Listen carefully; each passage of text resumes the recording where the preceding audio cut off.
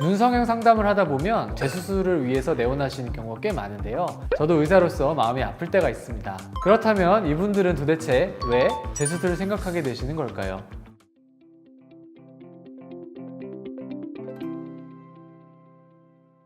안녕하세요. 예쁨을 픽하세요. 에픽성형외과 노영준 원장입니다. 눈 재수술의 원인은 굉장히 많고 다양합니다. 오늘은 그 다양한 원인 중에서 가장 흔한 원인 한 4가지 정도를 추려서 말씀드려보고자 합니다. 첫 번째는 모양이 마음에 안 드는 경우, 두 번째는 쌍꺼풀이 풀린 경우, 세 번째는 비대칭을 바로잡고 싶은 경우, 그리고 마지막으로 네 번째는 눈매 교정을 바로잡고 싶은 경우입니다.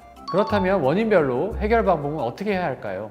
첫 번째, 모양이 마음에 안 드는 경우는 보통 라인이 너무 높거나 너무 낮아서 마음에 안 드는 경우가 많습니다. 라인을 높이는 것은 라인을 낮추는 것보다는 비교적 간단한 수술에 속합니다.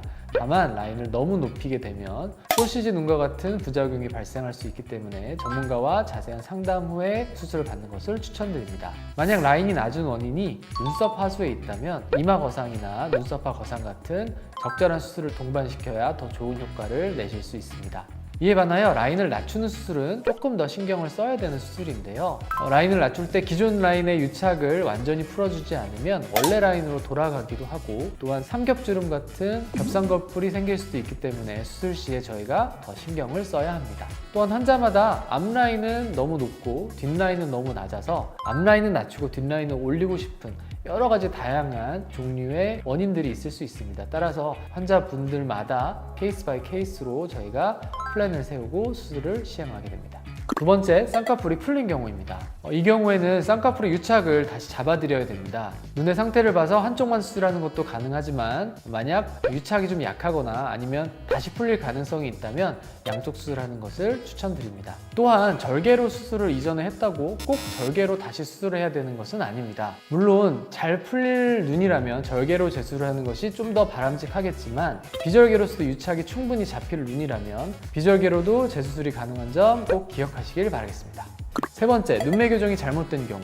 눈 뜨는 힘이 좋지 않아서 눈매 교정을 했는데 교정이 좀 덜 된 경우에는 라인이 좀 커 보이거나 아니면 좀 소세지처럼 보일 수 있습니다. 그리고 반대로 너무 눈이 과교정됐다면 토한 증세 때문에 안구 건조증으로 고생하실 수도 있습니다. 저교정의 경우에는 수술 후에 얼마든지 다시 바로잡을 수 있지만 과교정의 경우에는 가능하면 수술 후에 한 달 이내에 바로잡는 것을 추천드립니다. 이후에 교정을 하게 되면 이미 유착이 어느 정도 진행된 상태이기 때문에 되돌리기가 조금 어려울 수 있기 때문입니다. 네 번째, 비대칭을 바로잡고 싶은 경우. 사실 비대칭의 원인은 너무 방대합니다. 눈매 교정이 짝짝일 수도 있고요, 쌍꺼풀 라인이 짝짝일 수도 있고, 또 이마 근육을 다르게 쓰는 경우도 짝짝이 눈이 될 수 있습니다. 해부학적으로 손댈 수 없는 원인 때문에 생긴 비대칭이 아니고 잘못된 수술로 생긴 비대칭이라면 웬만하면 바로 잡으실 수 있습니다. 눈 재수술에 대해서 환자분들이 많이 물어보시는 질문들 제가 모아서 가져와 봤는데요. 같이 한번 알아보도록 하겠습니다. 눈성형 재수술은 많이 힘든가요? 수술을 일단 진행하면 눈 주변의 해부학적 구조가 변경이 됩니다.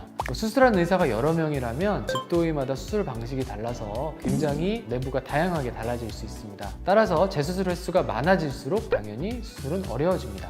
눈 재수술을 추천하지 않는 경우도 있나요?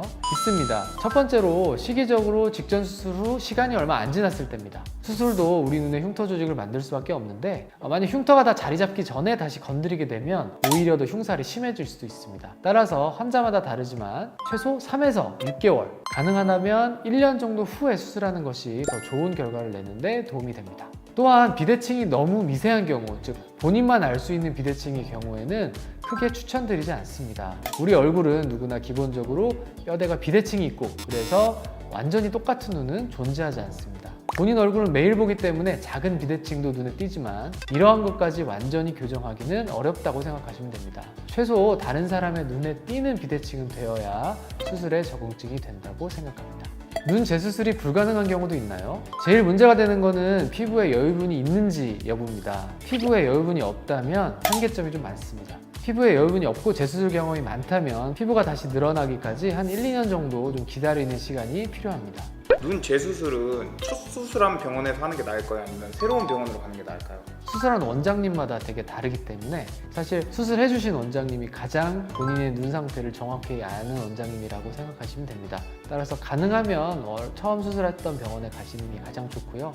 만약에 다른 병원을 꼭 가시고 싶으시면 이전 병원에서 어떻게 수술했는지 수술 기록지나 아니면 다른 차트 같은 것을 가져가시면 재수술을 하는데 훨씬 더 도움이 되실 수 있을 겁니다. 재수술은 하지 않는 게 가장 좋지만 기능적으로 문제가 있고 본인이 눈 때문에 스트레스를 너무 많이 받는다면 반드시 필요한 게 또 재수술입니다. 재수술은 첫 수술보다 신중할 필요가 있습니다. 어느 병원을 가시든 현재 상태를 정확하게 분석하고 그에 맞는 해결책을 찾아줄 수 있는 병원에서 수술을 결심할 것을 추천드립니다. 이상 예쁨을 픽하세요. 성형외과 전문의 노영준 원장이었습니다. 감사합니다.